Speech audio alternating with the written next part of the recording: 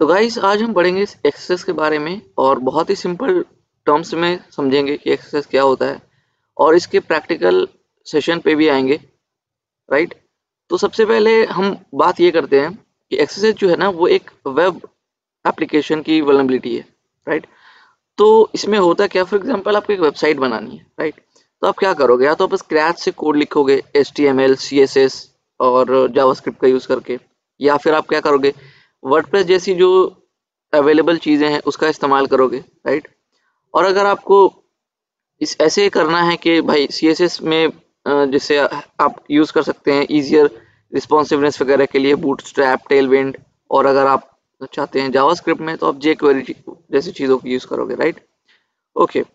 तो यहाँ पे प्रॉब्लम ये होती है कि अगर आप स्क्रैच से कोड कर रहे हो तो आप कभी कभी क्या करते हो कि इनपुट वैलिडेशन नहीं करते हो। ठीक है। और आउटपुट जो आप करते हो, ठीक है, ये जो मैं कह रहा हूँ इसे मैं प्रैक्टिकली भी दिखाऊंगा। तो जब आप आउटपुट इनकोडिंग में नहीं करते, जो आप यूजर से ले रहे हो इनपुट, फॉर एग्जांपल आपने वेबसाइट पे ऐसा फील्ड बनाया है कि आप यूजर को कुछ इनपुट करा रहे हो, फॉर एग्जांपल नाम। ठीक है, उसका नाम आप डाल सकते हो, मतलब एक यूजर है वो आपके वेबसाइट पे आया एंड प्रोफाइल बनाने के लिए अपना नाम डालता है। आप जो वो डाल रहा है आप उसको वैलिडेट नहीं कर रहे। आप सोच के चल रहे हो कि यूजर नाम ही डालेगा। क्यों भाई? जो अब अगर वो एक मैलिशियस यूजर है, ठीक है, उसका मैलिशियस इंटेंट है, तो वो स्क्रिप्ट भी डाल सकता है, वो कुछ ऐसी चीजें भी डाल सकता है जो आपका एप्लीकेशन अनइंटेंडेड बिहेवियर शो कर सकता है। राइट। तो आपने वो कोड में लॉजिक लगाया नहीं, वो फिल्टर लगाया नहीं, तो वहां से प्रॉब्लम अराइज होती है। ठीक है। इस तरीके की गलती फ्रेमवर्क्स भी करते हैं जिसके जिसके मैंने मेंशन करा। ठीक है, बूटस्ट्रैप हो गए और jQuery हो गए, वर्डप्रेस हो गए, उनसे भी ये चीज़ें होती है। ठीक है। और यहीं से ये चीज़ें अराइज होती है। ठीक है। और भी तीन चीज़ें हैं जो एग्जिस्ट करती है और मैं इसके बारे में बताऊंगा। अभी ज़्यादा कंफ्यूज नहीं करना चाह रहा मैं आपको। तो ये भी चीज़ें बनती है, बट फिलहाल ये मेन रीज़न है आपका अभी। तो ऑलराइट। तो एक्सेस जो है वो है एक वेब वल्नरेबिलिटी जो अराइज होती है इनपुट वैलिडेशन ना करने से, और आउटपुट जो आप इनपुट ले रहे हो यूजर से उसका जो आप रिफ्लेक्ट कर रहे हो उस इनपुट को। जैसे मान लो आपने मेरे से नाम पूछा आपके वेबसाइट पे, मैंने नाम एंटर किया और आप उसको एज इट इज दिखा रहे हो। ठीक है, यूजर को। ठीक है, एज इट इज। अगर मैं स्क्रिप्ट डाल रहा हूँ तो आप उसको एज इट इज दिखा रहे हो जैसा वो है। तो आपको ऐसा नहीं करना। अगर वो कोई अनसेफ कैरेक्टर डालता है, फॉर एग्जाम्पल हैश, कमेंट, ये एक नाम नहीं हो सकता। राइट। तो आप क्या करोगे, उसको इनकोड कर दोगे। ठीक है। तो इनकोडिंग के भी टेक्निक्स होते हैं, आई टेल यू, और वो मैं प्रैक्टिकल सेशन में दिखाऊंगा। तो ये चीजें होती है। तो जो मैलिशियस यूजर है वो क्या करता है कि स्क्रिप्ट डाल सकता है, और ये उसकी क्रिएटिविटी पे डिपेंड करता है और पोटेंशियल प्लेस पे डिपेंड करता है कि वो कहाँ अपना स्क्रिप्ट इंजेक्ट कर रहा है और वो कितना इम्पैक्ट करेगा। राइट। तो आपको ये पता होगा कि वो अराइज कैसे होती है, ये पता है आपको। एक्सेस क्या होता है ये पता है आपको। आइडेंटिफाई कैसे करेंगे आप सोर्स कोड रिव्यू कर सकते हैं अगर सोर्स कोड अवेलेबल है उसका। ठीक है। आप कोई टूल्स यूज कर सकते हैं, बर्ब शूट यूज कर सकते हैं, और भी बहुत सारे टूल्स है, वो भी यूज कर सकते हैं। गिटहब पे आप जब सर्च करेंगे बहुत स्ट्राइक मिल जाएगी आपको और बहुत सारी टूल्स मिल जाएगी आपको। फजिंग कर सकते हैं। ठीक है, फजिंग का मतलब बेसिकली गेस होता है, एक टर्म है फजिंग। तो कोई भी इनपुट फील्ड है जहाँ पे आप इनपुट आप डाल सकते हो वहाँ पे आप फजिंग कर सकते हैं। मतलब डिफरेंट डिफरेंट आप स्क्रिप्ट डाल के देख सकते हैं कि वर्क कर रहा है कि नहीं कर रहा है। अगर वो एक्सेस से वल्नरेबल हुआ तो यस, यू फाउंड दैट। तो ये चीज़ें होती है।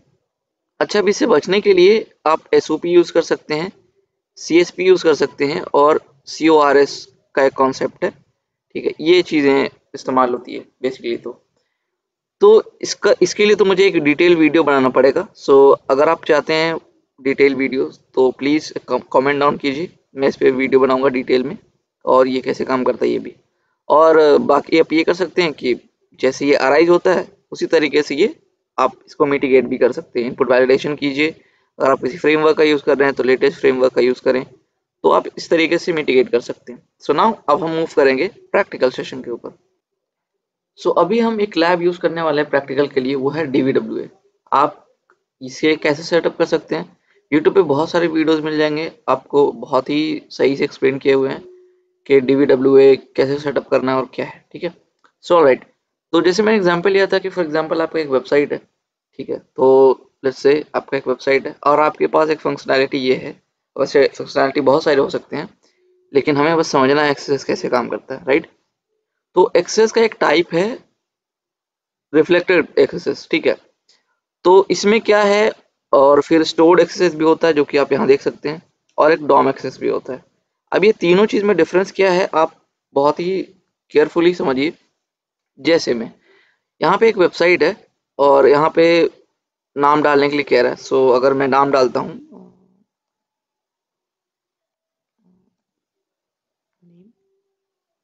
नेम ऑलरेडी नेम लिख देते हैं, तो क्या आ रहा है, हेलो नेम, ठीक है। तो अब भाई यहाँ से क्या हो रहा है कि जो चीजें मैं लिख रहा हूँ वो ही चीजें रिफ्लेक्ट हो रही है, ठीक है, वही चीजें रिफ्लेक्ट हो रही है। यहाँ पे देखो, मैं अगर ऐसे भी लिखता हूँ तो ये कोई इनकोडिंग नहीं कर रहा। जो मैंने बोला था आपको कि आप वैलिडेशन नहीं कर रहे, आप इनपुट वैलिडेशन नहीं कर रहे कि अगर यहाँ पे नाम डालना है तो कैरेक्टर से तो कभी नाम होता ही नहीं है, तो क्यों लेना है इसको। और अगर इन केस आप ले भी रहे हैं, ठीक है, तो आप किसी भी यूज पर्पज से ले सकते हैं, कहीं पे भी यूज हो सकता है। अगर आपको इनपुट पैरामीटर है तो कहीं पे आप स्पेशल कैरेक्टर ले सकते हैं, जैसे मान लो डॉट है, कॉमा है, आप ले सकते हैं। और ये जगह किस जगह पे ऐसा हो सकता है पॉसिबल, एड्रेस में, ठीक है, इस जगह पे आप ले सकते हैं, नो इश्यूज। तो वहां पे भी आपको इनपुट वैलिडेशन करना है। अब क्या करते हैं कि जब आप इस तरीके के सिंबल्स ले रहे होते हैं ना, तो आप आउटपुट इनकोडिंग नहीं करते, मतलब जैसे आपने डाला आपने वैसा ही सिंपल वो करवा दिया। तो इससे प्रॉब्लम क्या होती है कि जब आप कोड में जाके देखोगे तो ये सिंपल सेम, कुछ चेंज नहीं है, ठीक है, ऐसा ही दिख रहा होता है। मतलब जैसे आपने डाला इनपुट पे वैसा ही दिख रहा होता है, इनकोडिंग नहीं हुई इसमें कुछ। अब इनकोडिंग का मतलब क्या है मैं बताऊंगा नेक्स्ट वाले में। सो यहाँ पे ये चीज ऐसे हो रही है नाउ। अब मैं क्या करता हूँ, अब मैं यहाँ पे स्क्रिप्ट डाल सकता हूँ। अब यहाँ पे देखो सोर्स कोड में क्या हो रहा है कि यहाँ पे मेरे से नाम ले रहा है पैरामीटर में, ठीक है, देखो नाम ले रहा है और कोई इनकोडिंग नहीं हो रही, ना कोई फिल्टरिंग हो रही है, कुछ नहीं हो रहा।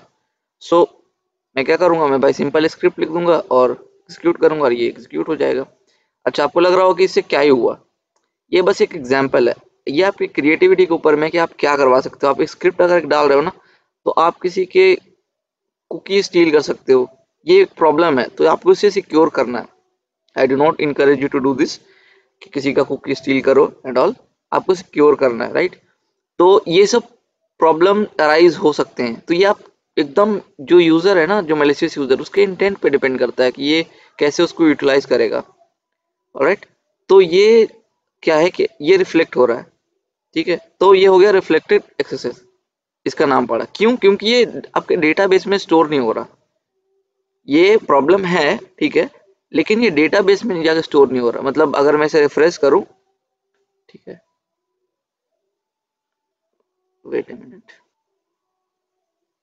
नहीं हो रहा कुछ, राइट। तो ये स्टोर नहीं हुआ। अच्छा, अब स्टोर्ड वाले में आते हैं।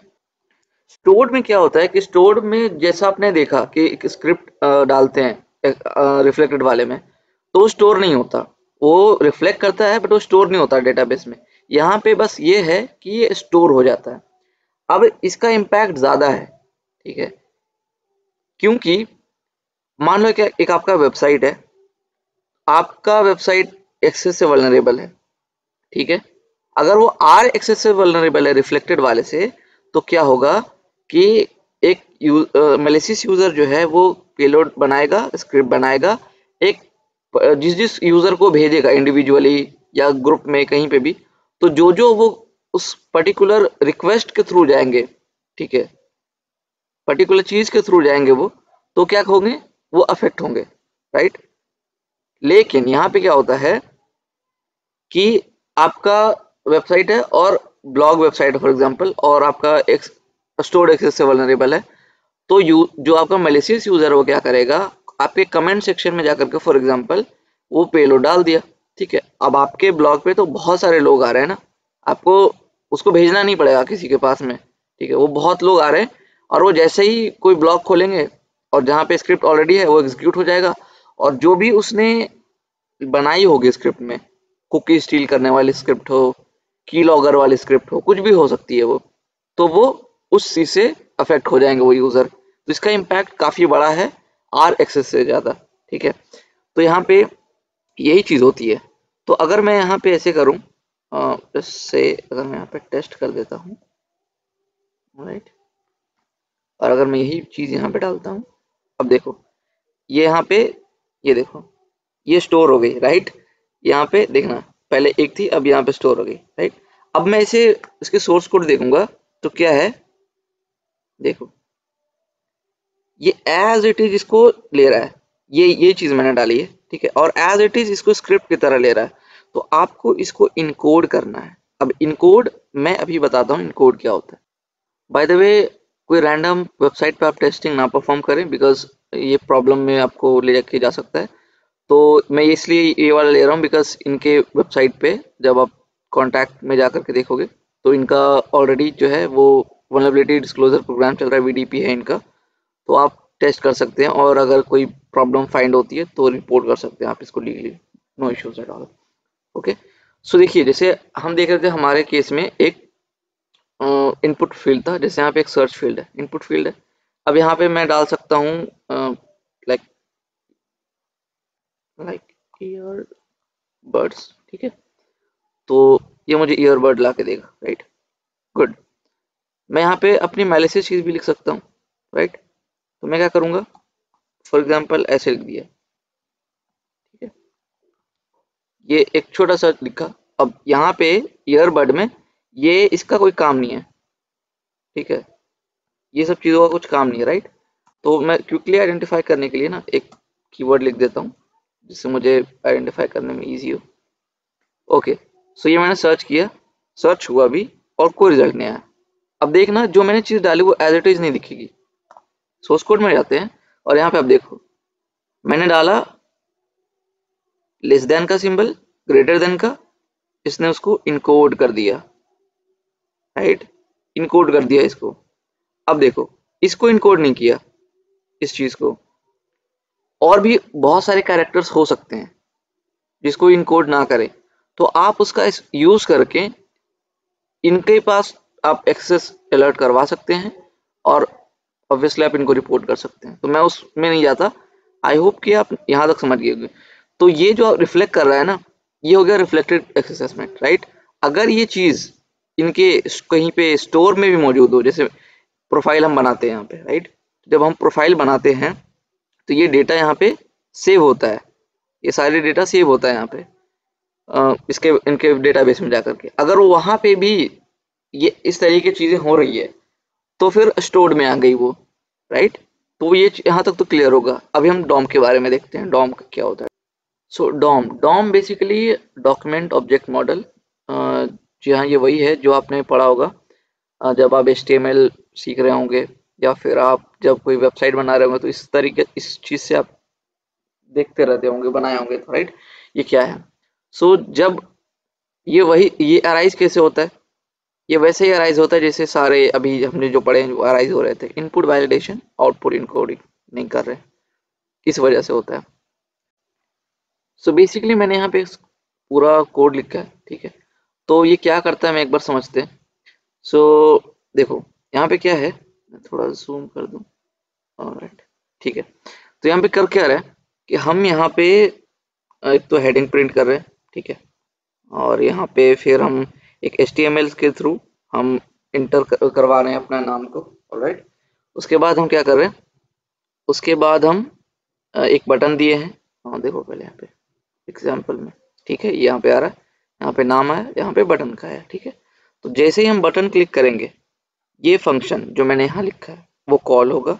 ये कॉल होके क्या करेगा, ये वेरिएबल डिक्लेयर किया है, ठीक है, और ये डॉक्यूमेंट गेट आईडी, ये इनपुट इनपुट आईडी यहाँ पे है, इसमें जो भी वैल्यू है जो कि हम डालेंगे, राइट, वो इसमें असाइन हो जाएगा, इस वाले में, ठीक है, इस वेरिएबल में। फिर क्या होगा, ये जो आउटपुट है जो हमने यहाँ रखा है, एक टैग है पी टैग, उसमें ये इनपुट को एज इट इज डाल देगा। ठीक है, ओके। यहाँ पे हमारा सिंक क्या हुआ, जो जनरेट करेगा आउटपुट वो क्या हुआ, वो ये हुआ। ठीक है, और हमारा सोर्स क्या हुआ, हमारा सोर्स ये हुआ, राइट, क्योंकि हमारा जो इनपुट है यूजर का वो यहीं से जा रहा है, तो सोर्स और सिंक क्लियर हो गया होगा। सो अब हम क्या करते हैं, अब हम यहाँ पे आते हैं एंड फॉर एग्जांपल हम नाम एक कुछ लिखते हैं, रमेश फॉर एग्जांपल, तो ये एज इट इज आ रहा है। ओके, अगर हम ऐसे करें तो भी एज इट इज वो आ रहा है, देखो। ऑलराइट, मैं इसके बारे में बताऊंगा क्या हुआ यहाँ पे। सो ये चीज यहाँ पे एज इट इज आ रहा है, राइट। तो अब हम क्या कर सकते हैं, इसका फायदा उठा सकते हैं, राइट। क्या कर सकते हैं, हम लिख सकते हैं ऐसे करके। हाँ, सबसे पहले तो हम ये कर देते हैं src x, और हम करते हैं ऑन एरर, और हम करते हैं अलर्ट।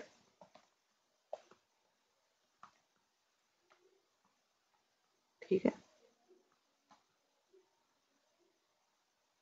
ऑलराइट, अलर्ट की आगे पॉपअप क्यों आया, क्योंकि वहां पे हम इनपुट सैनिटाइज नहीं कर रहे। ओके, अब आपको यार इसमें डिफरेंस क्या है। ठीक है, देखो, अराइज क्या होती है, कैसे होती है, आपको ये पता है। एक्सेस क्या होती है, ये आपको पता है। इसको ओवरकम कैसे करना, रोकना कैसे, ये भी आपको पता है। डिफरेंस समझो, रिफ्लेक्टेड में कोड में वो चीज रिफ्लेक्ट कर रही थी, स्टोर्ड में वो चीज स्टोर हो जा रही थी, डॉम में वो चीज रिफ्लेक्ट नहीं होती और ना ही स्टोर होती है। ठीक है, कैसे, डॉम में क्या होता है, देखो, उसमें रिफ्लेक्टेड में क्या दिखा रहा था कि ये चीज देखो,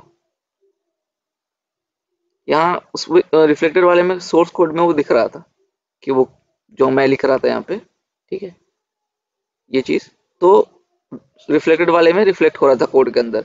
इसमें रिफ्लेक्ट नहीं हो रहा, इसमें हम फायदा उठा रहे हैं डायनेमिकली जनरेट। ये जो डॉम का कॉन्सेप्ट है ना, डायनेमिकली जनरेट करने के लिए होता है। मतलब कोई भी जो कोड है ना, वो डायनेमिकली जनरेट होता है।